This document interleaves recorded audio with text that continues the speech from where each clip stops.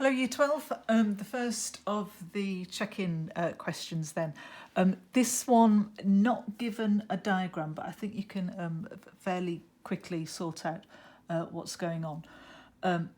At first, swing, you're going to might think part of a vertical circle, but it says, oh, swinging around in a horizontal circle. So what we've got this horizontal circle here. It's been fixed at that point there. So you've got, if we think about the string coming down to that extent there, so we've got the mass acting down is the weight, of course. That's where it fixed at the top of the tree, and the child is kind of swinging around in this circle there. So I've drawn it like an oval, but of course I'm attempting to draw a 3D diagram, so it would be kind of sweeping out a cone. That's going to be our horizontal circle.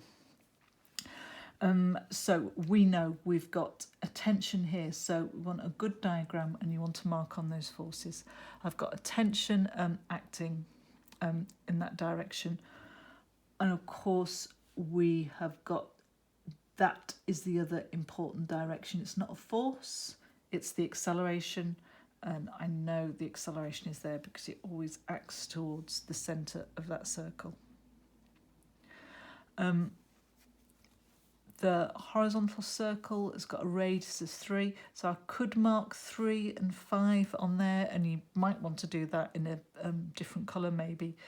I'm just going to draw out a separate triangle with those here. So I'm going to have 5, 3. There's no angle marked. I think generally they tend to make the angle being with the vertical, don't they? So I'll make that my angle up there. And of course, something that happens very commonly, they've given us a nice triangle. We're going to have a 3, 4, 5 triangle. So I can say immediately that sine of theta is going to be opposite over hypotenuse, so 3/5, and also cos theta would be adjacent over hypotenuse, 4/5. So I'll be using that at some other stage. Now, 2 steps are always the same. We have got 2 different directions, 2 different things going on when we're considering horizontal circles. I know that in the vertical direction, our things are in equilibrium. So that means that forces are balanced. It means whatever forces we've got going up are equal to the forces going down. Forces going down, nice and straightforward, it's just 25G. Forces going up, we need to work a little bit harder here. But this tension, we're going to consider its component. So I tend to draw kind of small kind of triangles kind of directly where the arrow is. You might want to consider a bigger triangle. But I've got a similar triangle there, or an alternate angle. I know that that angle there is theta. My tension has to be the hypotenuse, so what I've got there is the cosine component. So I know that forces going up are T cos theta, and that just equals my 25G acting downwards. Cos theta is equal to 4/5, so 4/5 T is equal to 25G, and I might as well just write that as T equals 125G over 4, of course multiplying by 5, dividing by 4. So the second stage, and that is my answer, isn't it? Because find the tension in the rope is the first part. Do I want to work out the value of that? 125 times by 9.8 divided by 4. 306.25 newtons. Okay, so on to part 2. Show that the time taken to complete the circle is 4 seconds. Okay, so I need to be thinking and finding an angular speed here, don't I? I know that the angular speed, omega, it's measured in radians per second, so that is the angle in radians divided by the time. To complete a full circle, of course, is 2 pi. So to find the time, I will, if I think about rearranging that, I will have 2 pi over omega. So I need to find the angular speed. And of course I do that by resolving the other way, always towards the centre of the circle. And I'm going to be using F equals ma, where A equals omega squared r. Forces towards the centre of the circle then. If I look at this diagram here, it's going to be the other component of that tension. I already know that that one is cosine, so this one's going to be the sine component. So acting towards the centre of the circle, that is the only force in my resultant force equals ma equation. I have T times by sine theta is equal to ma, and my ma I'm going to use, as I said, omega squared r. I know that the radius is equal to 3. I know that the mass is equal to 125, and rather than using the 306.25, I'm going to put in 125 g over 4. Things are going to cancel. Sine theta is 3/5, and that is equal to the mass 25 multiplied by omega squared multiplied by 3. 125 over 5 is 25. Oh, and then that 25 cancels with that. So I'm left with over here just 3g over 4. And over here I've got 3 omega squared, and then the 3's cancel. Omega squared is g over 4, which is 2.45.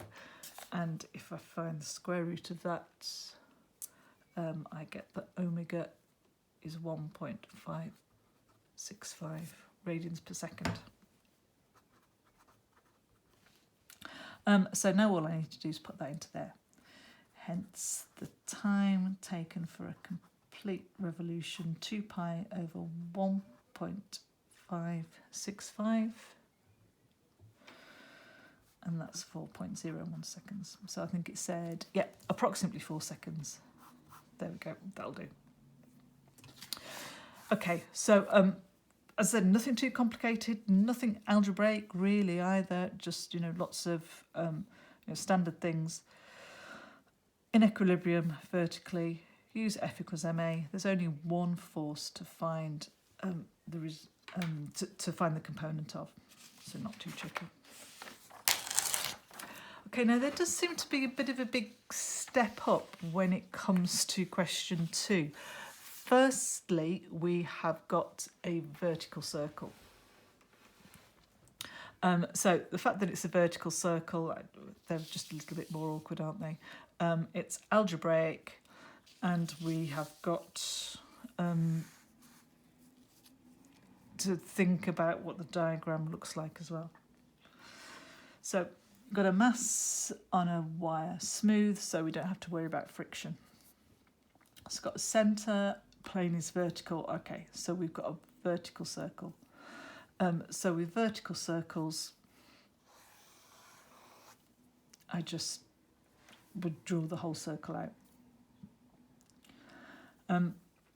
The bead is projected from the lowest point. Okay, so I'm going to mark on that as A. I know that O is the centre. And we know it's speed. So I'll mark on the diagram. Maybe that just makes the diagram too busy, but it's on now. When OP makes an angle of theta with the downwards vertical. Okay, so downwards vertical. Obviously, this is the vertical. As this particle, as the bead is going around and say reaches that point there,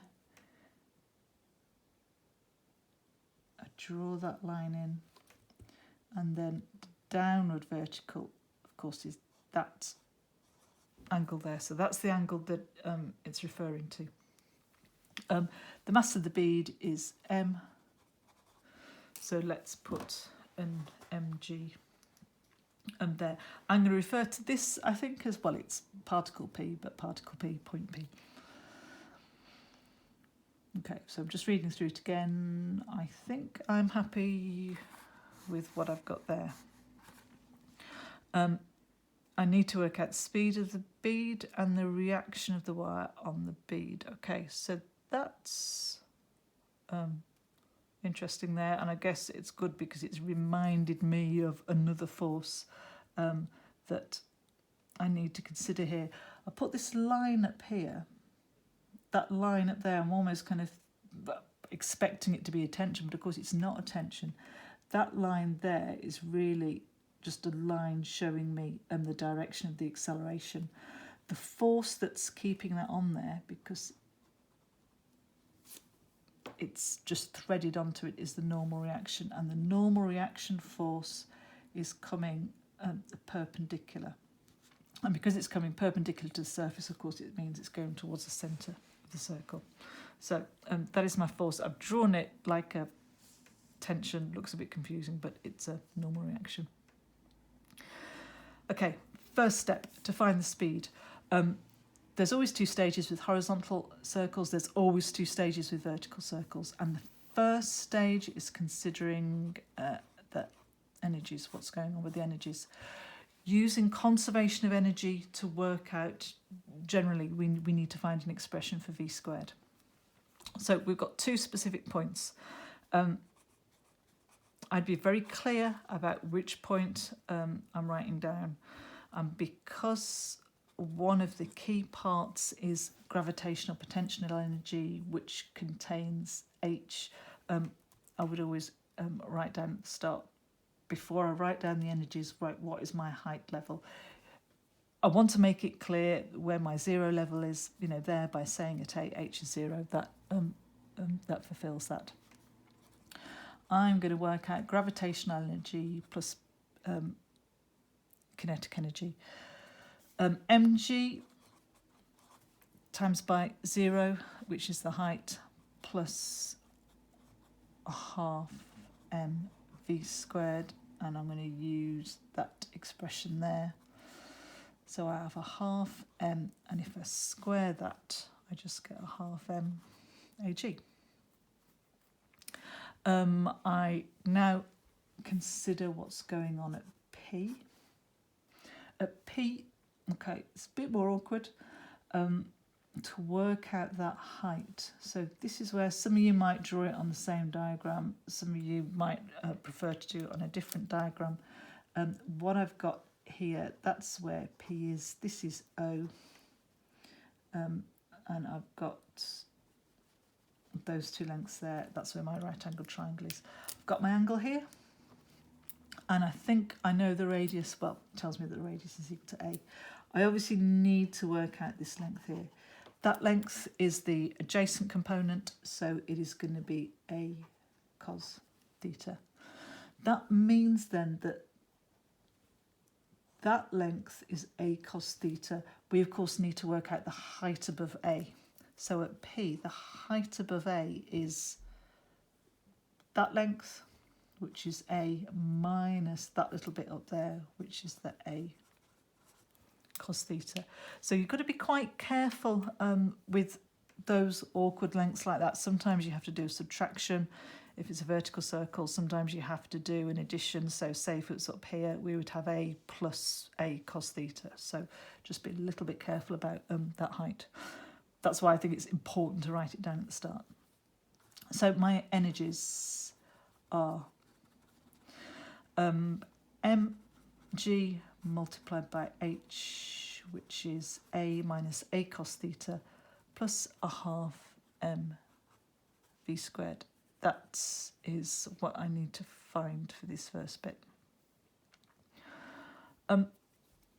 Conservation of energies says that the energy at that point there has to be equal to the energy at that point there. So by conservation of energy, I can say that half m Ag is equal to mg, I think I'm going to expand this bracket as well, minus mg a cos theta plus the half mv squared. Everything's got an m, so get rid of those, and then I've got a half v squared, so I'm going to half over here as well. I'm going to multiply everything through by 2, so ag is equal to ag, my m's went, but that g's still there, ag cos theta plus v squared. Take everything onto there. I was multiplying by 2, wasn't I? I didn't make a very good job of that. I multiplied that by 2, but I need a 2 in there and a 2 in there. So now I'm going to put these two terms over here. I will have v squared equals the 2ag cos theta is going to be positive, and I'll have ag minus 2ag, so minus ag. Factorise out the ags, and I've got 2 cos theta minus 1. Find the speed of the bead. Okay, so v is equal to ag 2 cos theta minus 1, the square root of that. Okay, now for the reaction of the wire on the bead. We've got to find an expression for R here.